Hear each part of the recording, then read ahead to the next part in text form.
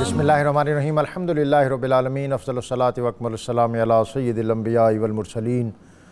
وعلی آلہ الکرام واصحابہ العظام اجمعین۔ لفظ لفظ نور اور حرف حرف روشنی سے آراستہ نور قرآن کے ساتھ طاہر بخاری آپ سے مخاطب ہے۔ ناظرین، ہم نے گزشتہ ایک پروگرام میں جب ہم فتح مکہ کا ذکر کر رہے تھے تو اس بات کا جائزہ لیا تھا کہ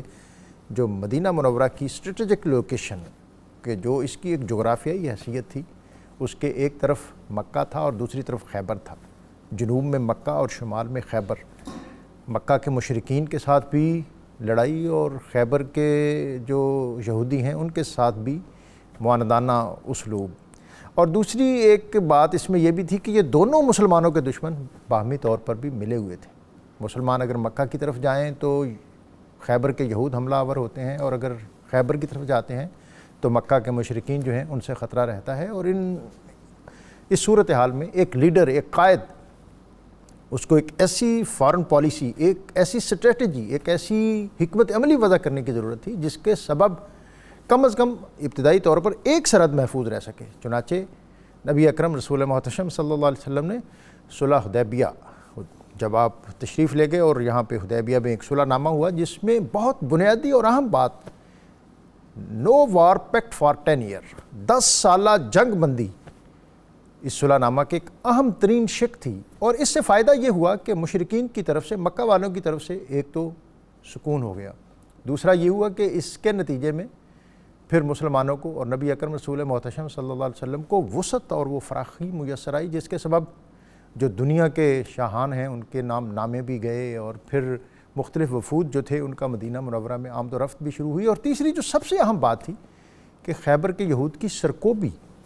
نبی اکرم رسول محتشم صلی اللہ علیہ وسلم نے اس مہم سے بھی جلد ہی عہدہ برا ہوئے۔ لیکن اس کے ساتھ جو دوسری بات تھی یہ تھی کہ یہودی، خیبر کے یہودی وہ بھی الرٹ تھے، اور وہ جو مختلف نوعیت کی جنگی حکمت عملی تھی اس کے ساتھ ساتھ انہوں نے سازشوں کا بھی ایک جال بچھایا ہوا تھا۔ اور ان کا ایک ڈیلیگیشن مدینہ میں آیا، اور مدینہ میں انہوں نے لبید بن عاصم، یہ ایک بہت معروف جادوگر تھا، اور قبیلہ بنو زریق اس کا یہ فرد تھا،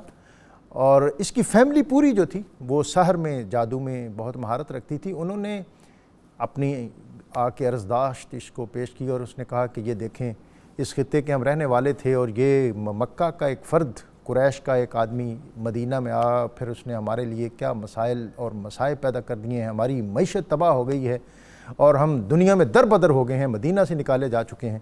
اس کا کوئی سد باب اور انسداد کیا جائے۔ چنانچہ انہوں نے ایک رقم بھی پیش کی، 3 اشرفیاں جو اس دور میں بہت بڑی اماؤنٹ تھی وہ بھی پیش کی، اور اس آدمی کو اس کام پر آمادہ کیا کہ وہ نبی اکرم رسول محتشم صلی اللہ علیہ وسلم کے متعلق کوئی جادو کا معاملہ پیدا کرے۔ چنانچہ ایک لڑکا جو نبی اکرم رسول محتشم سے، یہودی لڑکا جو جس کا نبی اکرم صلی اللہ علیہ وسلم کے آنا جانا تھا، اس کی وساطت سے نبی اکرم صلی اللہ علیہ وسلم کے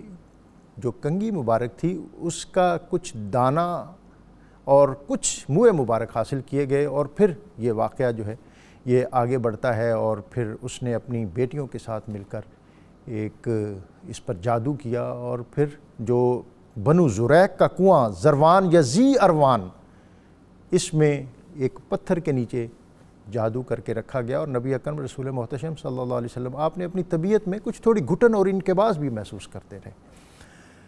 یہ ظاہر ایک بہت نازک سا مقام ہے، اس پر ہمارے علماء بات کریں گے۔ اور پھر نبی اکرم رسول محتشم صلی اللہ علیہ وسلم نے ایک شب حضرت عائشہ صدیقہ رضی اللہ تعالی عنہا آپ کو بتایا کہ میں نے جو اپنی طبیعت پر ایک بوجھ محسوس کیا، اس کا معاملہ اللہ کی بارگاہ میں پیش کیا، اور پھر میں نے خواب دیکھا کہ میرے بستر، میرے سرہانے اور میرے قدموں کی طرف 2 افراد کھڑے ہیں جو کہ فرشتے ہیں، اور ایک روایت کے مطابق وہ حضرت جبرائیل اور حضرت میکائیل تھے، اور وہ وہاں باتیں کر رہے ہیں کہ یہ جو ہستی ہیں ان کو کیا ہوا ہے، اور وہ کہہ رہا ہے کہ ان پر فلاں آدمی نے جادو کیا ہے، اور اس جادو کا فلاں کنویں میں فلاں پتھر، اس کے نیچے یہ چیزیں رکھی ہوئی ہیں۔ چنانچہ اگلی صبح نبی اکرم رسول محتشم صلی اللہ علیہ وسلم نے حضرت علی المرتضیٰ اور حضرت زبیر اور حضرت عمار بن یاسر ان کو اس کنویں میں بھیجا، کنویں کا پانی نکالا گیا، اور وہ پتھر، اور اس پتھر کے نیچے وہ چیزیں برآمد ہوئیں۔ نبی اکرم رسول محتشم صلی اللہ علیہ وسلم وہ بھی اس موقع پر تشریف فرما ہوئے اور پھر اس کی گرہیں کھولی گئیں. 11 گرہیں تھیں اس میں, اور جبریل علیہ السلام سورہ فلق اور سورہ ناس, ان کی 11 آیات جس کو ہم معوذتان یا معوذتین یہ بھی کہتے ہیں, تو یہ 11 آیات اور پھر ایک ایک آیت پڑھتے جاتے اور اس کی ایک ایک گرہ کھلتی جاتی. اور یوں اس پروسیس کے بعد نبی اکرم رسول محتشم صلی اللہ علیہ وسلم آپ کی طبیعت میں ایک فرحت اور ایک شادابی یہ آپ نے محسوس کی. اور ناظرین, آج کا جو ہمارا موضوع ہے یہ معوذتین یعنی سورہ فلق اور سورہ ناس. اس کا مختصر سا جو شان نزول ہے وہ میں نے عرض کیا, لیکن اس کے اندر کیا حکمتیں ہیں اور عام آدمی کے لیے اور ایک مسلمان کے لیے اس میں رہنمائی اور روشنی کے کیا پہلو ہیں, اور ہم کس طرح اپنے آپ کو اپنے ان صورتوں کے حصار میں اور اللہ تعالیٰ کی حفاظت میں دے سکتے ہیں. یہ ساری چیزیں آج ہم اس پر گفتگو کریں گے. اور ہمارے ساتھ موجود ہوں گے ہمیشہ کی طرح بہت محترم مفتی محمد اقبال چشتی صاحب, مفتی دل محمد چشتی صاحب, اور اللہ رب العزت کی بارگاہ میں حمد کا نذرانہ پیش کرنے کے لیے آج ہمارے ساتھ موجود ہوں گے قاری علی محمد سلطانی. ان کی طرف جانے سے قبل آج کا اسم مبارک المقیت, مخلوق کو روزی پہنچانے والا, قرآن پاک میں بھی ہے وَقَانَ اللَّهُ عَلَىٰ كُلِّ شَيْءٍ مُقِیتًا. اللہ تعالیٰ ہم سب کے لیے رزق اور روزی کی دروازے کھولے. مفتی صاحب, آج کا موضوع میں آپ کے سامنے رکھتا ہوں اور اپنی ابتدائی گفتگو, اور بطور خاص ہوا کہ ابتدا میں آپ یہ جو آیات ہیں 5 اور پھر 6, ان میں سے ابتدائی سورت سورہ فلق کی آپ تلاوت فرما کے اس کا ترجمہ ضرور فرما دیں. بسم اللہ الرحمن الرحیم. الصلاۃ والسلام علیکہ یا سیدی یا رسول اللہ وعلیٰ آلکہ و صحابکہ یا سیدی یا حبیب اللہ. ماشاءاللہ آپ نے بہت خوبصورت گفتگو فرمائی اور خلاصہ بیان فرما دیا ہے, تو میں آپ کے حکم کے مطابق پہلے تلاوت کر کے ترجمہ کر لیتا ہوں اور اس کے بعد پھر بات کرتے ہیں. جناب. بسم اللہ الرحمن الرحیم. اللہ کے نام سے شروع کرتا ہوں جو بہت مہربان ہمیشہ رحم فرمانے والا ہے. قل اعوذ برب الفلق, عرض کیجئے میں پناہ لیتا ہوں صبح کے پروردگار کی, من شر ما خلق, ہر اس چیز کے شر سے جس کو اس نے پیدا کیا, ومن شر غاسق اذا وقب, اور رات کی تاریکی کے شر سے جب وہ چھا جائے, ومن شر النفاثات فی العقد, اور ان کے شر سے جو پھونکے مارتی ہیں گروہ میں, ومن شر حاسد اذا حسد, اور حسد کرنے والے کے شر سے جب وہ حسد کرے. یہ معوذتین دونوں صورتوں کا تعارف آپ نے بتایا. رسول اکرم صلی اللہ علیہ وسلم کے وسیلہ پاک سے اس امت کو یہ صورتیں عطا ہوئی ہیں, اور نبی اکرم صلی اللہ علیہ وسلم کا معمول مبارک یہ تھا کہ آپ ہر روز رات کو بستر پر سوتے ہوئے قل هو اللہ احد, قل اعوذ برب الفلق, قل اعوذ برب الناس 3 مرتبہ پڑھ کر اپنے ہاتھوں پر پھونک کر اپنے چہرہ انور پر اور پھر جسم میں جہاں تک آپ کا ہاتھ جاتا تھا, آپ کی یہ عادت مبارکہ تھی, آپ یہ فرمایا کرتے تھے. اور حضرت اماں عائشہ پاک رضی اللہ تعالیٰ عنہ فرماتی ہیں جب رسول اللہ علیہ السلام بیمار ہوئے تو آپ علیہ السلام نے یہ عمل مجھے کرنے کا فرمایا کہ تم کر کے اس طرح مجھے کر دو. تو پھر حضرت سیدہ عائشہ رضی اللہ تعالیٰ عنہ اس طرح کرتی ہیں. رسول اللہ علیہ السلام کے اس عمل سے اور آقا کریم علیہ السلام کی اس سنت مبارکہ سے قیامت تک کے لوگوں کو یہ درس ملتا ہے کہ آپ جب رات کو سونے لگیں تو ہر قسم کے فتنے فساد, ہر قسم کی شرارتوں سے بچنے کے لیے رسول اللہ کی سنت پر عمل کر کے یہ دم کر کے سوئیں تاکہ آپ اللہ کی پناہ میں آ جائیں. سبحان اللہ. ڈاکٹر صاحب, جب ہم غور کرتے ہیں پہلی سورت قرآن پاک کی مصحف کے اعتبار سے سورہ فاتحہ ہے, اور آخری صورتیں یہ قل اعوذ برب الفلق اور قل اعوذ برب الناس ہے. پہلی صورت میں ہم نے کہا ایاک نعبد و ایاک نستعین, یا اللہ عبادت تیری کرتے ہیں اور مدد تجھ سے چاہتے ہیں, اور ان آیتوں میں اللہ کی پناہ مانگی گئی ہے. تو اس قرآن پاک کی ابتدا اور انتہا کو ملا لیں. قرآن کی تعلیم یہ ہے کہ اگر تم کامیابی چاہتے ہو تو ہر حال میں اللہ کی پناہ میں رہو. سبحان اللہ. ہر قسم کے شیاطین کے شر سے, انسانوں کے شر سے, حاسدین کے شر سے. انسان کو نہیں پتہ, پہلے تو وہ اشیاء کو نہیں گن سکتا, اگر وہ اشیاء کو شمار کر لے پھر یہ نہیں گن سکتا کہ اس میں اس کے نقصانات کیا ہیں. اب ان نقصانات کو گنتا رہے گا، اشیاء کو گنتا رہے گا تو اس کا علم محدود ہے۔ اس لیے اسے چاہیے کہ اس خالق کی پناہ مانگ لے جو سارے اس کے معاملات کو بھی جانتا ہے اور پناہ مانگنے والے کو پناہ بھی عطا فرماتا ہے۔ سبحان اللہ۔ اور میں یہاں ابتدا میں یہ بھی عرض کروں گا، ہمارا رب ارحم الراحمین ہے، اور رسول رحمت کو اس نے رحمت للعالمین بنا کر بھیجا، اور حضور چونکہ رحمت للعالمین ہیں، آپ کے دامن کرم میں کائنات کے ہر فرد کے لیے پناہ موجود ہے۔ پھر یہ کتاب مومنوں کے لیے رحمت بن کے آئی۔ تو ان تینوں چیزوں کو اگر ہم دیکھیں، ہم تمام شیاطین کے شر، تمام حاسدین کے حسد اور کائنات کی ہر چیز کی دکھ تکلیف سے بچنا چاہتے ہیں تو اس کا ایک ہی طریقہ ہے، رسول کرم کے دامن کرم سے وابستہ ہو کر ان کی عطا کردہ کتاب کے سائے میں آ کر اپنے آپ کو اللہ کے کرم کے حوالے کر دیں۔ سبحان اللہ۔ رسول اکرم صلی اللہ علیہ وسلم نے اپنے صحابہ کو باقاعدہ یہ حکم فرمایا کہ معوذتین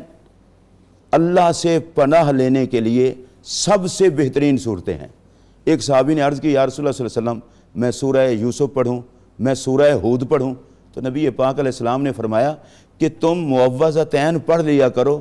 ان صورتوں سے زیادہ اللہ کی پناہ مانگنے کے لیے کوئی اور افضل صورت نہیں ہے۔ تو آج جس دور سے ہم گزر رہے ہیں، آج تو ویسے بھی حسد بڑا عجیب ہو گیا ہے۔ آج کے دور میں لوگ خامخواہ لوگوں سے جلتے ہیں، جادو، تعویذات، یہ وہ، تو ہمیں ادھر ادھر دھکے کھانے کی بجائے رسول اللہ علیہ السلام کے لنگر سے ملنے والی یہ صورتیں اور قرآن مجید، اس سے اپنے آپ کو ان شرارتوں سے ہم بچا سکتے ہیں۔ ایک اور مسئلہ عام طور پر یہ ہوتا ہے، جناب یہ بتائیں یہ دم درود میں اس میں کچھ فائدہ ہوتا ہے یا نہیں ہوتا؟ ڈاکٹر صاحب ہم عقل کے پابند نہیں ہیں، ہم اپنے رسول کرم کے پابند ہیں۔ سبحان اللہ۔ نبی پاک علیہ السلام حسنین کریمین کو دم فرمائیں، اور پھر ساتھ یہ فرمائیں جن کلمات کے ساتھ میں نے دم کیا ہے یہ وہ کلمات ہیں کہ جناب ابراہیم علیہ السلام حضرت اسماعیل علیہ السلام اور حضرت اسحاق علیہ السلام کو دم فرمایا کرتے تھے۔ تو جناب خلیل بھی دم فرمائیں، جناب محمد الرسول اللہ علیہ السلام بھی دم فرمائیں۔ انبیاء میں سب سے افضل آقا کی ذات ہے، آقا کے بعد جناب ابراہیم کی ذات ہے، یہ افضل ترین نبی دم فرماتے ہیں۔ تو نبیوں کو ماننے والوں سے دم کرنے میں اور دم کروانے کے بارے میں چلو اگر وہ نہ بھی سمجھیں تو کم از کم دم بخود رہ جائیں، اس پر اعتراض نہیں کرنا چاہیے، اور اسے نبی پاک کی سنت سمجھ کر قرآن مجید سے دم میں کوئی حرج نہیں، سرکار کی سنت ہے۔ ایک بات میں ڈاکٹر صاحب اور بھی کروں گا، دیکھیے ہم علاج کرواتے ہیں، یہ ایلوپیتھک ہو، ہومیوپیتھک ہو، اگر دوائیوں سے رب شفا دے سکتا ہے تو جو کتاب رحمت کو رب کہہ رہا ہے میں نے شفا بنا کے اتارا ہے، واہ واہ واہ، تو اس سے شفا حاصل کرنے میں کیا ہے؟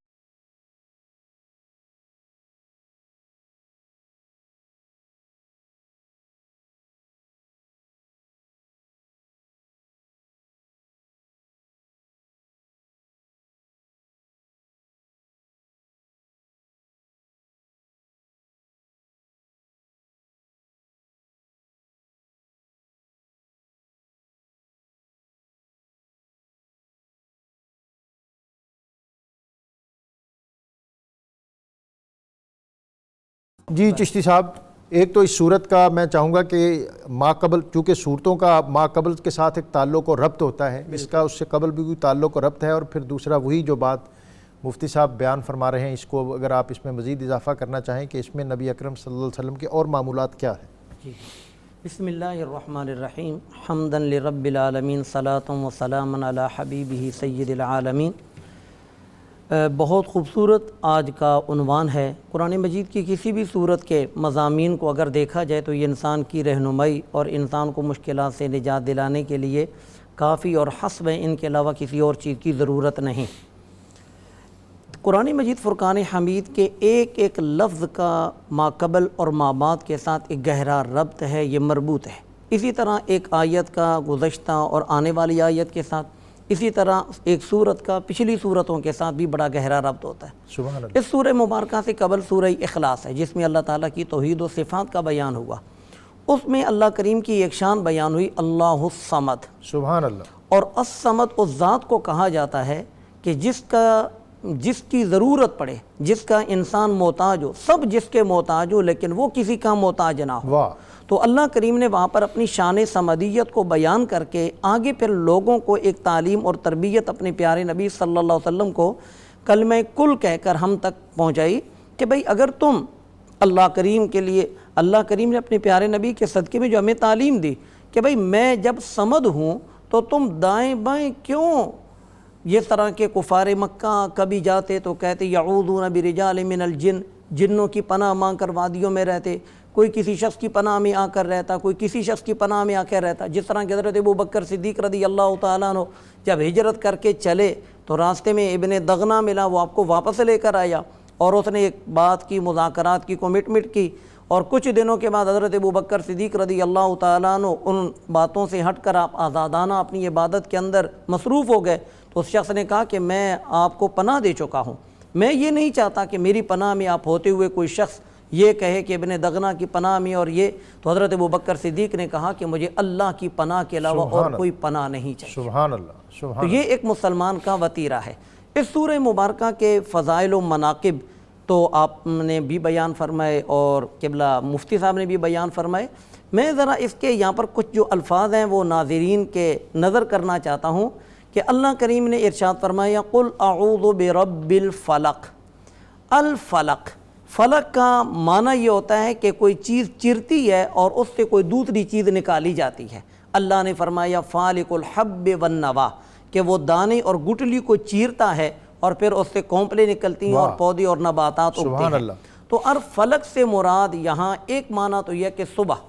کیونکہ یہاں پر رات کا اندھیرا ختم ہوتا ہے اور رات کے اندھیرے کو چیر کر صبح کی روشنی نکلتی ہے، تو یہ صبح کا وقت ذکر کیا تو مفسرین کرام فرماتے ہیں کہ الفلق کے لفظ کو ذکر کر کے اللہ کریم نے غم زدوں کو یہ بشارت دی، جس طرح کہ رات کے بعد صبح ہے اسی طریقے پر پریشانیوں کے بعد آسانی بھی ہے، اور آسانیاں دینے والا خالق کائنات ہے، تم اس کی پناہ میں آ جاؤ۔ اور الفلق کا دوسرا معنی مفسرین نے بیان فرمایا کہ بیت فی جہنم، یہ جہنم کے اندر ایک کمرہ ہے، جب اس کو کھولا جائے گا تو سارے جہنم کی حالت پہلے سے بھی بہت تیز حدت میں آ جائے گی اور اس سے بھی پناہ مانگی گئی ہے۔ جس طرح کہ پورے قرآن مجید کے اندر نارے جہنم سے پناہ مانگی گئی ہے تو خاص اس جگہ سے بھی پناہ مانگی گئی ہے۔ اور ایک اور بڑا زبردست کہ الفلق، جس طریقے پر خلق بمعنی مخلوق، اسی طرح فلق بمعنی مفلوق۔ جب فلق بمعنی مفلوق ہوگا تو اس کا معنی یہ ہوگا کہ کوئی بھی چیز جو دوسری چیز سے نکلی ہے، چاہے وہ صبح ہو، چاہے وہ رات ہو، چاہے وہ زمین پر پھیلنے والے حشرات الارض ہوں، یا انڈے سے نکلنے والی چیزیں ہوں، یا رحموں سے نکلنے والی چیزیں ہوں، یا بادلوں سے نکلنے والا پانی ہو، زمین سے نکلنے والی جڑی بوٹیاں ہوں، جو بھی ہوں، ان تمام کے شر سے بچانے والا اللہ ہے۔ جس طرح کہ مفتی صاحب نے ذکر کیا کہ ہم ان چیزوں کو گن نہیں سکتے، پھر ان کے نفع اور نقصان کو ہم جان نہیں سکتے، ہم اپنے آپ کو رب کے سپرد کر دیتے ہیں۔ یہاں پر ڈاکٹر صاحب میں ایک بات ذکر کرنا چاہتا ہوں جو میں نے بڑے باوثوق ذرائع سے پڑھی، مکتبہ شاملہ جو کہ آج کل ہر عالم کی دسترس میں ہوتا ہے، تو وہاں پر ایک انہوں نے کتابوں کا ایک پورا سیکٹر بنایا ہے الامرأۃ المسلمہ، تو وہاں پر میں نے ایک واقعہ پڑھا اور انہوں نے کہا جی یہ واقعہ حلفاً بیان کیا جاتا ہے کہ یورپین کسی ملک کے اندر ایک مسلمان خاتون رات کی تنہائی میں ریلوے اسٹیشن پہ ہے اور وہاں پر ایک شخص اس کے ہاتھ میں پسٹل ہے، وہ اس کی طرف بڑھتا ہے لیکن وہ عورت کی طرف آنے کے بعد پھر پیچھے ہٹ جاتا ہے۔ یہ ریل گاڑی پر سوار ہو کر اپنے گھر پہنچ گئی۔ اس کے بعد جو دوسری ریل گاڑی آئی تو اس سے پہلے اس نے ایک لڑکی کو شوٹ کر دیا کہ قصہ مختصر عدالت میں جب کیس لگا تو وہ لڑکی جو بچ گئی تھی اس نے اس کو کہا کہ ظالم، میں بھی تو تیرے ہتھے چڑھ گئی تھی، تو نے مجھے قتل کیوں نہیں کیا، اس کو کیوں قتل کیا؟ اس نے کہا کہ میں نے تجھے قتل کرنے کا پورا ارادہ کیا تھا، لیکن جب میں تیرے قریب آتا تھا تو ڈراؤنی چیزیں مجھے پیچھے ہٹا دیتی، اب تو بتا کہ وہ کیا چیز تیرے پاس تھی؟ تو جج نے بھی یہ پوچھا تو اس خاتون، اس جوان بچی نے یہ کہا کہ میرے والدین نے مجھے قرآن کی چند صورتیں یاد کروائی ہوئی تھیں، ان میں سے یہ معوذتین بھی تھیں، میں ان کو کثرت سے پڑھتی رہی، اللہ کریم نے ان کی وجہ سے مجھے تمہارے شر سے بچا لیا۔ اس سے میں یہ پیغام سب سننے والوں کو دینا چاہتا ہوں کہ ہم اپنے بچوں کو اور اپنے آپ کو ان معوذتین کی تلاوت کا پابند رکھیں، صبح کے وقت بھی، شام کے وقت بھی، کیونکہ پیارے نبی صلی اللہ علیہ وسلم نے جو قرآن مجید ہمیں دیا، یہ جہاں ہمارے لیے ہدایت ہے وہاں پر ہمارے دکھوں کے لیے شفا اور دکھوں کا مداوا بھی ہے۔ آگے اللہ کریم نے ارشاد فرمایا من شر ما خلق، لفظ ما یہ عموم پر دلالت کرتا ہے کہ خالق کائنات نے جو بھی چیز پیدا فرمائی اس کے شر سے بچنے کی واحد صورت ہے کہ خالق کائنات ہمیں اپنی پناہ میں لے لے اور ہم اس کی پناہ میں آ جائیں۔ جب من شر ما خلق کے اندر ساری چیزیں آ گئی تھیں جن کے شر سے ہم نے بچنا تھا، لیکن آگے خاص طور پر 3 چیزوں کا ذکر کیا کہ وَمِن شَرِّ غَاسِقٍ اِذَا وَمِن شَرِّ النَّفَّاثَاتِ فِي الْعُقَدِ وَمِن شَرِّ غَاسِقٍ اِذَا وَقَبَ وَمِن شَرِّ النَّفَّاثَاتِ فِي الْعُقَدِ وَمِن شَرِّ حَاسِدٍ اِذَا حَسَدَ۔ تو اب یہاں ان 3 چیزوں کا بعد میں الگ طور پر جو ذکر کیا گیا، اس کو قرآن مجید چونکہ فصاحت و بلاغت کا ایک جو مرتبہ اور مقام رکھتا ہے تو حد اعجاز کو جو پہنچا ہوا تو اس کے قریب تک تو کسی کا کلام ہی نہیں، تو اس کو کہتے ہیں تخصیص بعد تعمیم، یعنی پہلے ایک چیز کو عموماً ذکر کیا، پھر اس عام میں سے چند افراد کو خاص طور پر ذکر کیا، چونکہ نفاسات، غاسق اور حاسد ان کا جو شر ہے وہ خطرناک بھی ہے اور مخفی بھی ہے، انسان ان کے شر کو اتنی جلدی ان پر آگاہ نہیں ہو سکتا، تو ان کے شر کا اللہ نے ذکر خاص طور پر کیا کہ تم اگرچہ سب چیزوں کے شر سے میری پناہ مانگو لیکن ان کے شر سے خاص طور پر میری پناہ مانگو۔ یہ 3 چیزیں ہیں، یہ 3 کیٹیگرائی، جی بالکل، یہ ذرا جی ان میں سے پہلی چیز ہے کہ وَمِن شَرِّ غَاسِقٍ وَمِن شَرِّ النَّفَّاثَاتِ فِي الْعُقَدِ۔ یہاں پر نفاسات کا ایک معنی تو ہے کہ پھونکے مارنا، یہ ذکر کیا گیا کہ لبید کی جو بیٹیاں تھیں تو وہ گریں مار مار کر اس میں پھونکے مارتی تھیں، عقد کا معنی گریں، لیکن ایک اور معنی مفسرین نے بڑا زبردست ذکر کیا، انہوں نے کہا کہ نفاسات فی العقد، جس طرح کہ ہماری اردو میں کہا جاتا ہے تو نے فلاں کے کان میں پھونک ماری کہ اس نے میرے خلاف یہ حرکت کرنا شروع کر دی، اس سے مراد ہوتی ہے چغلیاں کرنا۔ اور عقد کو اگر دیکھا جائے تو عقد انامل سے ہم اس کو ماخوذ اگر مانیں تو یہ ایگریمنٹ اور معاملات کو کہتے ہیں، جس طرح کہ نکاح ہے یا کوئی بھی کاروبار ہے تو وہاں پر کچھ لوگ چغلیاں کرتے ہوئے 2 شخصوں کے درمیان جدائی ڈال دیتے ہیں، اور ہمارے منہ پر جب کوئی ہمارے فریق کی چغلی کر رہا ہوتا ہے تو ہم اس کو اپنا مخلص سمجھ رہی ہوتی ہیں، لیکن حقیقت میں در پردہ وہ ہمارا دشمن ہوتا ہے۔ تو وَمِن شَرِّ النَّفَّاثَاتِ اور النفاسات کا لفظ مؤنث ذکر کیا گیا، اس سے اس بات کی طرف اشارہ کیا گیا کہ یہ عورتوں والا کام ہے، یہ مردوں والا کام نہیں چغلیاں کرنا، کیونکہ زیادہ تر عورتیں جس طرح میں دوبارہ اس پر آپ سے ذرا تفصیل سے بات کروں گا، یہ اہم بات ہے اور ہماری سوسائٹی جو ہے اس میں بہت بری طرح پھنسی ہوئی ہے۔ وَمِن شَرِّ حَاسِدٍ اِذَا حَسَدَ، اور جو مفتی صاحب نے، چشتی صاحب نے جہاں پہ بات چھوڑی اس پر بھی آپ اور اضافہ کرنا چاہیں اور اپنی طبیعت کے مطابق جو آج کے موضوع اور مضمون ہے۔ میں رسول اللہ علیہ الصلوۃ والسلام کا ایک فرمان ذیشان اور آپ کا عمل مبارک، اس کے بعد میں اگلی بات کروں گا۔ ابو داؤد شریف کی روایت ہے، رسول اللہ علیہ السلام جب بھی سفر فرماتے اور کسی منزل پر جلوہ گر ہوتے تو آپ وہاں ارشاد فرماتے، یا اردو ربی و ربک اللہ، اے زمین میرا رب اور تیرا رب اللہ ہے، اعوذ باللہ من شرک، میں اللہ کی پناہ مانگتا ہوں تیری شرارت سے اور تیرے نقصان سے، ومن شر ما فیکا، اور اس چیز سے بھی پناہ مانگتا ہوں جو شرارت اور جو نقصان تیرے اندر ہے اور جو تجھ سے نکلتا ہے۔ میں اب پوری حدیث نہیں پڑھتا، آخر میں جاتا ہوں، اور میرے آقا یہ بھی دعا کرتے تھے، وَمِن شَرِّ سَاكِنِ الْبَلَدِ، جو اس شہر میں رہتے ہیں اللہ اللہ ان کے رہنے والوں کے شر سے بھی میں پناہ مانگتا ہوں۔ اللہ اکبر۔ ڈاکٹر صاحب، یہ معوذتین کے موضوع کے عنوان پر میں اپنے ناظرین کو رسول اللہ کا یہ عمل بتا رہا ہوں، آپ جہاں رہتے ہیں وہاں رہنے والوں کے شر سے پناہ مانگنا، یہ بھی سنت ہے رسول اللہ علیہ السلام کی، اور اس جگہ سے کہ شر سے پناہ مانگنا یہ بھی سنت ہے رسول اللہ علیہ السلام اور دراصل مفتی صاحب میں یہ سمجھتا ہوں کہ یہ شاید ہماری تعلیم اور تربیت کے لیے سارا کچھ ہو رہا ہے۔ سارا کچھ نبی پاک علیہ السلام ہماری تعلیم اور تربیت کے لیے کیا ہے۔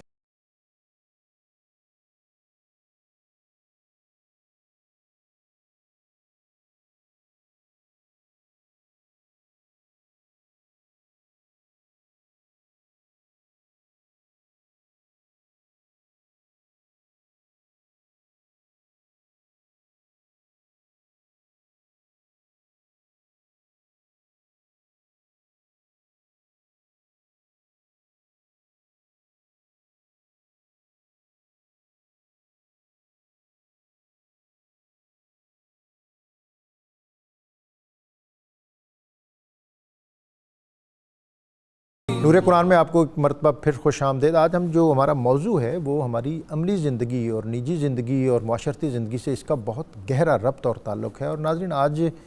میں جب آ رہا تھا تو میرے دل میں یہ بھی خیال تھا کہ میں یہ اس سمر پر بھی یہ چیز آپ کے ساتھ شیئر کروں کہ ایک زندگی کا معمولی سا حادثہ جو ہے وہ ہماری زندگیوں میں کس قدر تبدیلی لے آتا ہے۔ کل جو طیارہ حادثہ ہوا اور اس میں جو قیمتی جانیں ضائع ہوئیں، اس پر ہمارے دل دکھی ہیں، پوری قوم اس پر آزردہ ہے۔ اور میں جہاں جس سوسائٹی میں رہتا ہوں اس ہماری لین سے کچھ دو ایک گھر ایسے ہیں جو اس سے متاثر ہوئے، اور ہم سب ماہ رمضان المبارک کی ان سعید ساعتوں میں ان کے لیے دعا گو ہیں، اور اس ملک اور اس قریے اور اس خطے میں رہنے والے ہر فرد کے لیے کہ اللہ تعالیٰ ان کو اپنی حفاظت میں رکھے۔ زندگی کی بے ثباتی کا آپ اس سے بھی اندازہ کر سکتے ہیں کہ وہ لوگ جو عید کی خوشیاں منانے اپنی فیملی کی طرف جا رہے تھے،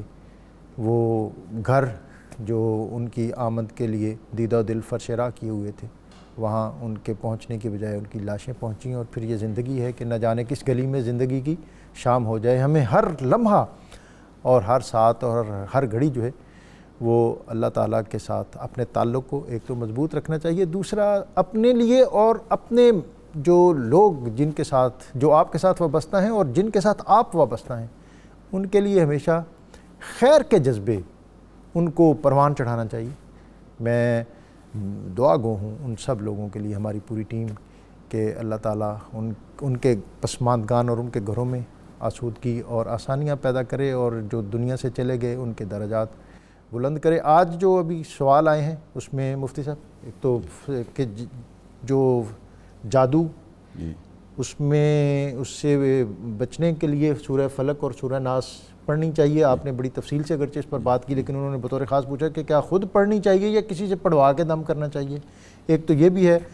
اور دوسرا اس میں کہ جادو ٹونا، اور پھر اس میں چونکہ بعض اوقات یہ بہت خفیف سا فرق آج آ گیا ہے کہ نفس ظاہر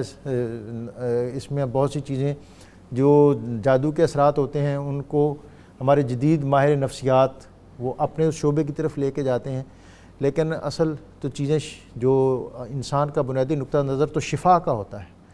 اس پر بھی آپ فرما دیں۔ اور تیسرا ایک اور کویسچن جو ہمارے پروڈیوسر صاحب نے ابھی بتایا کہ فیصل آباد سے ایک 20 سالہ بچی ہیں جو ظہر سے عشاء تک ان پر مختلف دورے کی کیفیت ہوتی ہے، ان کو کیا کرنا چاہیے؟ اور آج کے اس موضوع کے جلو میں یہ چونکہ ساری چیزیں ہیں تو آپ اس پر رہنمائی فرما دیں۔ ڈاکٹر صاحب بہت شکریہ۔ میں ایک بات اس موضوع سے پہلے متعلق کر کے پھر آگے بڑھتا ہوں۔ قرآن مجید کی تلاوت کرنے سے پہلے اللہ تبارک و تعالیٰ نے ہمیں حکم دیا ہے کہ ہم اعوذ باللہ من الشیطان الرجیم پڑھیں۔ قرآن مجید اول سے آخر تک رحمت ہے، کتاب نور ہے، کتاب ہدایت ہے، لیکن اللہ پاک نے فرمایا اس کو بھی پڑھنے سے پہلے تم میری پناہ مانگ لو، کہیں قرآن مجید کی تلاوت کے وقت بھی شیطان تم پر حملہ آور ہو کر بجائے قرآن سے ہدایت پانے کے تمہیں کسی اور طرف لے جائے۔ اور یہ جو موجودہ صورتیں ہیں قل اعوذ برب الفلق جن پہ ہم بات کر رہے ہیں، اس میں بھی رب کی پناہ مانگی گئی ہے۔ تو مجھے یہاں سے نقطہ یہ سمجھ آتا ہے، اگر انسان شیاطین کے شر سے اور نقصانات سے بچنا چاہتا ہے، اس کو 24 گھنٹے اپنے آپ کو مجبور سمجھ کر، رب کو قادر سمجھ کر اپنے آپ کو اس کی پناہ میں رکھنی چاہیے، اور جب پناہ مانگے گا تو 24 گھنٹے بندے کا رب سے تعلق بھی ہوگا۔ تو یہ پناہ مانگنے کے بہانے بندے کا رب سے تعلق بھی مضبوط ہوگا۔ دوسری چیز یہ ہے ڈاکٹر صاحب، ہمارے عام سامعین کے ذہن میں کہیں غلط فہمی نہ ہو کہ یہودیوں نے نبی پاک علیہ السلام پر جادو کیا اور پھر جادو کے یہ اثرات ہوئے وہ ہوئے۔ جادو کے وہ اثرات جو رسول اللہ کی شان کے لائق نہیں، وہ آپ پر نہیں ہوئے یقیناً۔ مگر اگر وہ یہ چاہتے تھے کہ نبی پاک علیہ السلام فریضہ رسالت ادا کرنے میں ان کے کوئی دماغی معاملات ایسے ہوں، بات کرنے کے ایسے ہوں، تو اللہ تبارک و تعالیٰ کا وعدہ ہے محبوب لوگوں کے شر سے آپ کا رب آپ کو محفوظ رکھے گا۔ جادو کا وہ اثر نہیں ہوا۔ ہاں، طبیعت پر بوجھ کا آ جانا اور پھر ان صورتوں کا اترنا، یہ اصل میں رسول اللہ علیہ السلام کے وسیلہ پاک سے جادو کا یہ علاج مصطفیٰ کا لنگر بن کے امت کو نصیب ہوا۔ سبحان اللہ۔ یہ بات اس لیے بھی کلیئر کرنا ضروری ہے، ہمارے ہر طرح کے لوگ سننے والے ہوتے ہیں اور پھر وہ اس طرح سنتے ہیں۔ اچھا، آج کل کا مسئلہ یہ ہے کہ لوگ کہتے ہیں جادو تو حقیقت ہی نہیں ہے۔ یہ بڑا ظلم ہے۔ جادو حقیقت نہیں ہے تو جادو کے توڑ کے لیے یہ آیتیں کیوں اتری ہیں؟ پھر رسول اللہ علیہ السلام کی ذات پر جادو ہوا تو اس کا انکار کر دینا بڑی بے وقوفی ہے۔ اچھا، آپ نے بالکل ابھی صحیح کہا ہے، کچھ لوگ ان جادو والے معاملات کو نفسیات کی طرف لے جاتے ہیں اب جادو اور نفسیات میں فرق کیا ہے؟ وہم میں مبتلا ہونا یہ اور چیز ہے، یہ اور چیز ہے، جادو کا ہونا یہ اور چیز ہے۔ مفتی صاحب یہ دونوں چیزیں ہی ہیں، ادھر والی ادھر بھی جا رہی ہیں، کچھ ادھر والی ادھر بھی آ ادھر رہی والی ادھر بھی آ رہی ہیں، اور ہر بات میں جادو بتا دیا جاتا ہے۔ تو اس کا بہترین طریقہ اچھا یہ میں معافی چاہتا ہوں، ایک بعض اوقات ہم کسی عامل کے پاس جاتے ہیں، ہم اس سے سننا بھی یہی چاہتے ہیں کہ جی تہاڈے تے بڑا جادو ہو گیا ہے، اگر وہ یہ کہہ دے کہ جادو نہیں ہے تو ہم کہتے ہیں نہیں، اس نے کہ توجہ نہیں یہ کی۔ آگے یعنی یہ توجہ نہیں کی یا یہ نہیں، یہ ایسے ہی ہے۔ ڈاکٹر صاحب اب تو مریض کا یہ شوق ہوتا ہے کہ ڈاکٹر میری پسند کی مرض مجھے بتائے، پسند کی مرض بتائے اور بہت اونچی مرض بتائے، بہت اونچی مرض بتائے، جس پر بہت خرچ آئے اور پھر اس کے بعد وہ شفا یاب ہو۔ اور آپ دیکھ لیں جن ڈاکٹر کی فیسیں اچھی ہیں ان کو مریض بڑا خوش ہو کے دکھاتے ہیں، اور وہ اگر سٹیٹس سمبل ہے نا۔ ہاں جی، اور اگر کوئی یہ جو نسخے آج آپ نے بتائے ہیں جی کہ جو میں سمجھتا ہوں کہ ان سے بڑھ کر تیر ہدف ہو ہی کوئی نہیں سکتے، ہم ان کو درخور اعتنا ہی نہیں سمجھتے۔ قرآن مجید کی شفا ہونے کے حوالے سے یہ تو قطعی طور پر قرآن کا حکم ہے۔ اب بندے کا یقین ہونا چاہیے، وہم ہو، نفسیات کا مسئلہ ہو یا جادو کا مسئلہ، یقین کامل کے ساتھ سورہ فاتحہ اور معوذتین پڑھ کر اپنے اوپر دم کر لے، یقین کامل ہو۔ یہ صحیح جواب آپ نے دے دیا کہ یقین کامل کے ساتھ سورہ فاتحہ اور معوذتین پڑھیں، اسی سے یہ جو بچی جس پر کوئی شام کے وقت دورے کے اثرات ہیں اس کو بھی اللہ شفا دے گا، اور جو دیگر لوگ جادو وغیرہ میں مبتلا۔ ایک جو سوال یہ تھا کہ سورہ فلق اور ناس خود پڑھے یا کوئی پڑھ کے دم؟ لیکن سورہ فلق اور ناس خود بھی پڑھ سکتا ہے، اور اگر کوئی بزرگ اللہ والا جو 24 گھنٹے جس کی زبان اللہ کے ذکر میں تر رہتی ہے، اگر ایسا کوئی میسر آ جائے وہ دم کرے تو قرآن مجید کے دم کے ساتھ ساتھ چونکہ اس کا گہرا رابطہ ہے قرآن سے، اس دم کا بھی فائدہ بہت ہوتا ہے۔ مفتی صاحب وہ پرانا دور ہوتا تھا کہ مسجد میں جب ظہر اور عصر کی نماز کے بعد وہ بچے اپنے چھوٹے بچوں کو لے کر کھڑے ہوتے تھے، مسجد سے باہر آتے تھے لوگ، پھر ان کو وہ دم کرتے تھے انہیں۔ حضور علیہ الصلوۃ والسلام کی اپنی پاک زندگی میں صبح کی نماز کے ٹائم صحابیات بچوں کو بھیجتی تھی، بچے لے جاؤ اور رسول اللہ علیہ الصلوۃ والسلام سے دم کرا لاؤ، اور پانی ساتھ لے جاتے، اور بعض بچے ایسا کرتے کہ نبی پاک کا ہاتھ مبارک اپنے پانی میں روک لیتے، اللہ ٹھنڈک کے باوجود رسول اللہ علیہ السلام دل نہیں توڑتے تھے۔ ہماری جدید معاشرت نے بہت سی نعمتیں ہم سے چھین لی۔ ڈاکٹر صاحب میں آپ کو ایک بات بتاؤں، جہالت نے علم کا لبادہ اوڑھ لیا ہے۔ ہم باتیں جہالت نئی روشنی کے نام پر اندھیرے پھیل رہے ہیں۔ میں نے ایک دفعہ ڈاکٹر صاحب ایک دلچسپ بات آپ کو سناؤں، میں ایک جگہ تقریر کرنے گیا تو بعد میں بیٹھا تو ایک بندہ مجھے کہتا ہے جی میں بڑا پڑھا لکھا بندہ ہوں، میری سمجھ میں یہ نہیں آتا یہ بھلا نام چومنا کیا یہ کوئی علم ہے؟ نام چومنا کیا؟ تو میں انہوں نے کہا کہ آپ نے جو علم پڑھا ہے اس میں نام چومنے کی کوئی حیثیت نہ ہو، لیکن صدیق اکبر نے حضور سے پڑھا تھا، ان کے ہاں نام چومنے کی اہمیت تھی تو نام چوما تھا اور رسول اللہ نے بشارت دی تھی۔ اسی طرح ایک بڑی عجیب بات ہے، میں آخری بات کر کے بات ختم کرتا ہوں۔ آج دادا صاحب رحمۃ اللہ علیہ مختلف بزرگوں کی چوٹوں بندے چومتے ہیں،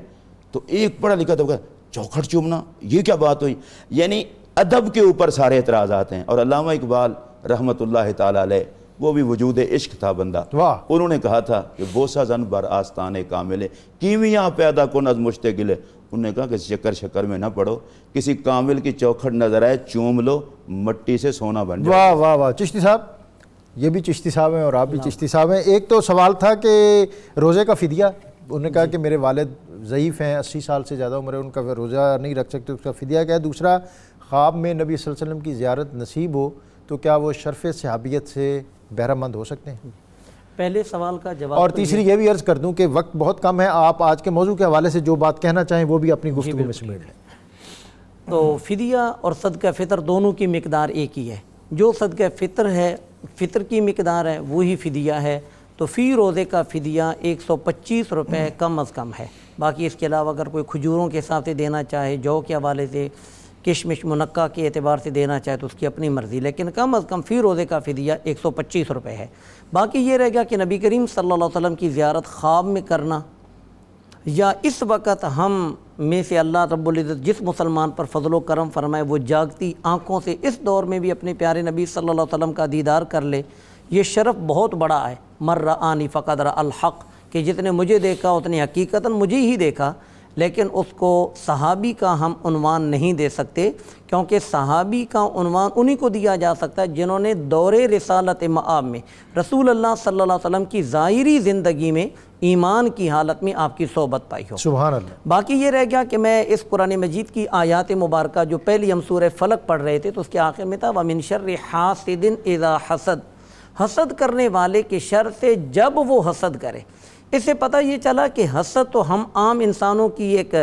فطرت میں شامل ہے۔ یہ تو انشاءاللہ العزیز جب بندے مسلمان جنت میں جانے لگیں گے تو وَنَزَعْنَا مَا فِي صُدُورٍ مِّنْ غِلٍّ إِخْوَانًا، کہ اسی وقت ہی یہ تمام کینے نکل جائیں گے اور بھائی بھائی بن کر تو اندر داخل ہو جائیں گے۔ اس سے پہلے تک تو جس طرح آپ نے ذکر کیا کہ دعوت و ارشاد کے منصب پر یہ سلسلہ تو چلا آ رہا ہے، لیکن اذا حسد اللہ نے بتایا کہ بھئی حسد موجود ہے، وہ اتنا مضر نہیں معاشرے میں۔ اذا حسد، جب اس حسد کا اظہار کیا جائے، اس حسد کے تقاضوں پر عمل کیا جائے کہ بندہ کوئی ایسی آگے کاروائی کرے جس کے نتیجے میں وہاں پر اگلا بندہ اس نعمت سے محروم ہو جائے۔ لیکن اس کے برعکس اگر انسان دوسرے کی نعمت پر خوش ہو تو اس پر کیا ملتا ہے؟ جس طرح کہ آپ نے وہ ذکر کیا تھا کہ حسد سے بچنے کی صورت کیا ہے، جب انسان اپنی آخرت پر نظر ڈالے کہ میں ان چیزوں سے بچوں گا تو مجھے اس کے اگینسٹ اور بدلے میں کیا ملے گا۔ حضرت انس رضی اللہ تعالیٰ عنہ سے غالباً یہ حدیث مبارکہ مروی ہے، کہتے ہیں کہ رسول اللہ صلی اللہ علیہ وسلم نے ایک شخص کے بارے میں مختلف اوقات میں مختلف پیرائی میں ارشاد فرمایا یہ جنتی ہے۔ میں نے سوچا کہ میں کیوں نہ اس کے معمولات کا سارا مشاہدہ کر لوں، یہ کس بنا پر اور کون سے عمل کی بنا پر رسول اللہ صلی اللہ علیہ وسلم کی زبان اقدس سے جنتی ہونے کی بشارت لیتا ہے۔ تو کہتے ہیں کہ میں اس کے پاس چلا گیا، میں نے کہا بھائی میں تمہارا 3 دن مہمان ہوں۔ قصہ مختصر، حضرت انس ان کے پاس 3 دن مہمان بن کر رہے، سارا ان کو دیکھا لیکن وہی معمولات ہیں، لیکن صرف رات کے وقت وہ کروٹ جب بدلتے ہیں تو اللہ اکبر کہتی ہیں۔ تیسرے دن کے بعد حضرت انس نے کہا کہ بھائی میں تو صرف یہ دیکھنے آیا تھا کہ کون سے عمل کی بنا پر تم جنتی ہو۔ تو انہوں نے کہا کہ یار اور تو کوئی خاص عمل نہیں، لیکن جب سے میں مسلمان ہوا ہوں جس مسلم پر اللہ کی کوئی نعمت دیکھتا ہوں تو میں دل و جان سے اس پر خوش ہوتا ہوں۔ اللہ حضرت انس نے جا کر یہ ساری رویداد رسول اللہ صلی اللہ علیہ وسلم کو بتائی۔ سرکار نے فرمایا اسی بنا پر تو میں دلوں کے حالات جانتا ہوں، اسی بنا پر تو میں اس کو جنتی کہہ رہا ہوں۔ تو ان چیزوں کو اگر دیکھا جائے، ان ترغیبات کو اور ان رغبتوں کو دیکھا جائے تو انسان اس عارضی دنیا کے اندر اس طرح کی چیزوں سے بچ سکتا ہے۔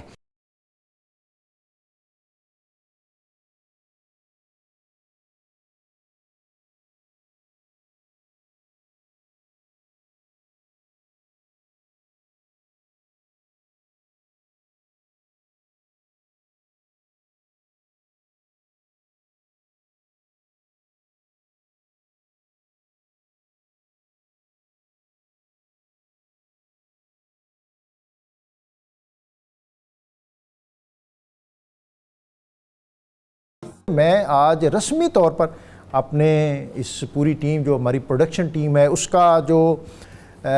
ریسرچ ٹیم ہے، اس کا جو ہمارا ورکنگ گروپ تھا نور قرآن کا، ان تمام کا میں شکریہ ادا کرتا ہوں۔ اور جیسا ہمارے کالر نے کہا تھا کہ وہ لوگ جو اس کیمرے کے پیچھے ہوتے ہیں، اس سکرین کے پیچھے، سکرین پہ آپ ہمیں دیکھ رہے ہوتے ہیں لیکن یہ ساری چیزیں جو آپ تک پہنچ رہی ہوتی ہیں اس میں بہت سے لوگوں کا رول ہوتا ہے۔ اور اس پورے 1 ماہ کے اندر جو ریسرچ اسکالر جو علماء مختلف موضوعات پر یہاں تشریف لائے اور انہوں نے جس وقی انداز میں موضوعات پر گفتگو کی، وہ سارے لائق تحسین ہیں، لائق محبت ہیں، لائق صد مبارکباد ہیں۔ اور اس ٹرانسمیشن جو نور قرآن کی تھی، اس میں ایک انٹیگریٹڈ سوسائٹی کا جو تصور پیش کیا گیا کہ ایک مربوط نظام زندگی کہ والد کا کیا حق ہے، بیٹے کا کیا حق ہے، بیوی کا کیا حق ہے، بہن کا کیا حق ہے، ماں کا کیا حق ہے، استاد کا کیا حق ہے، بلکہ اس سے بھی بڑھ کر جو ابتدا کی گئی تھی وہ یہ تھی کہ اللہ تعالیٰ کا کیا حق ہے بندوں کے ذمے، نبی اکرم صلی اللہ علیہ وسلم کا کیا حق ہے ان کے امتیوں کے ذمے، اہل بیت اطہار، صحابہ اکرام، علماء، صلحاء۔ تو یہ ایک خوبصورت موضوعات کا پیکج اس ماہ رمضان المبارک کے اس نور قرآن میں تیار کیا گیا، اور پھر آخری عشرے میں بطور خاص قرآن پاک کی جو مختلف صورتیں ہیں ان سے اکتساب فیض کیا گیا۔ اور مربوط سوسائٹی وہی ہوتی ہے کہ جس کے بارے میں ریکنسٹرکشن آف ریلیجس تھاٹ کے اندر اقبال نے کہا تھا کہ ادخلوا فی السلم کافہ۔ یہ بات نہیں ہے کہ کوئی آدمی یہ کہے کہ مذہب میرا نجی معاملہ ہے، میں اپنی نجی زندگی میں جتنی مرضی کرپشن کروں اور معاشرے میں جتنا مرضی صالح بن کے پیش آؤں، نہیں، جو پاکیزگی نجی زندگی میں ہوگی اسی کا عکس آپ کی معاشرتی زندگی میں نظر آئے گا، اور جو پاکیزگی آپ کی معاشرتی زندگی میں ہوگی اسی سے آراستہ آپ کی نجی زندگی ہوگی۔ آپ دین میں داخل ہوں گے تو پورے کے پورے داخل ہوں گے۔ اس سارے پیکج کو ان موضوعات کے تناظر میں ہم نے دیکھا پڑھا۔ ہم دنیا کی کسی اور معاشرت، کسی اور دین اور کسی اور کلچر کی طرح ہمارا دین اس بات کی اجازت نہیں دیتا کہ اگر آپ کوئی آدمی دیندار ہونا چاہتا ہے تو وہ دنیا سے کٹ کے کوئی ربی بن جائے اور کوئی نن بن جائے اور کوئی اور روپ اختیار کر لے۔ نہیں، آپ کو ایک بہترین معاشرت میں دنیا کے سامنے، سوسائٹی کے اندر ایک بہترین رول اور کردار کے اندر آنا ہے، سروائیو کرنا ہے، سرگرم عمل ہونا ہے، اور تاکہ لوگ آپ کی زندگی کو دیکھ کر وہ نمونہ اخذ کر سکیں جو نبی اکرم رسول محتشم صلی اللہ علیہ وسلم چاہتے تھے، جو دین چاہتا تھا اور جو ہماری شریعت چاہتی تھی۔ میں بارے دیگر تمام احباب کا شکریہ ادا کرتے ہوئے، آج کے اپنے مہمانوں کا شکریہ ادا کرتے ہوئے، آج کا وظیفہ پرامن سفر کی دعا، سبحان الذی سخر لنا ھذا وما کنا لہ مقرنین وَإِنَّا إِلَىٰ رَبِّنَا لَمُنْقَلِبُونَ۔ اگر کوئی شخص سفر پر روانہ ہونے سے قبل سورہ زخرف کی آیت نمبر 13 اور 14 3 بار پڑھ لے تو اللہ تعالیٰ اس کے سفر کو ہر قسم کے خطرات سے محفوظ رکھے گا۔ قاری علی سلطانی صاحب۔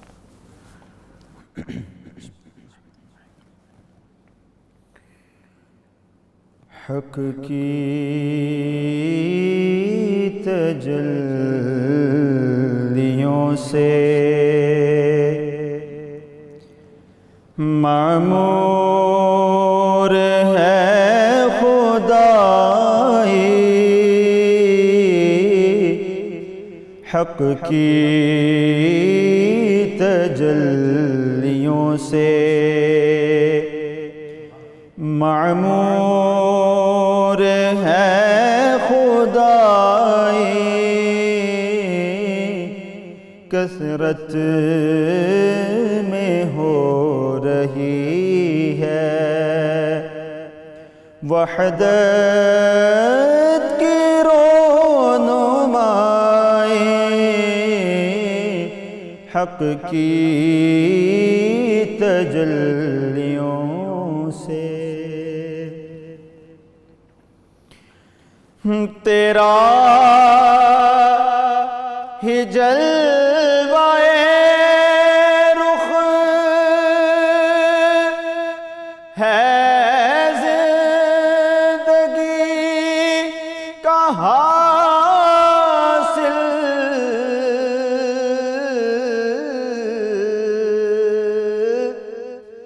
تیرا ہی جلوہ رخ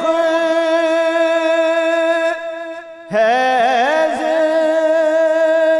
زندگی کا حاصل،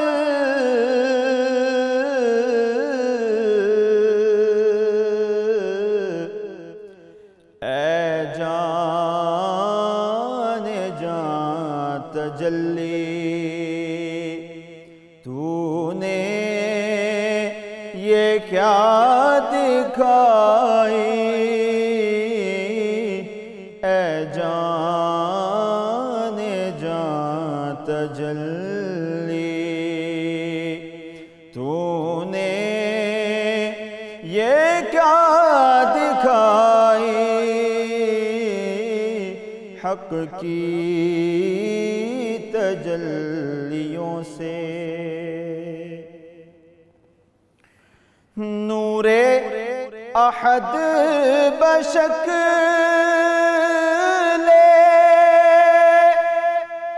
احمد ہوا منور،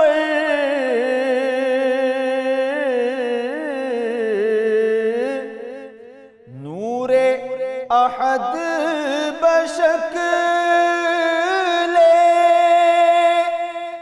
احمد ہوا منور،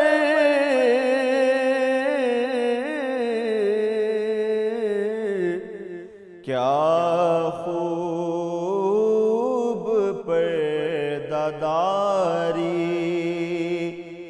کیا شان روح کیا خوب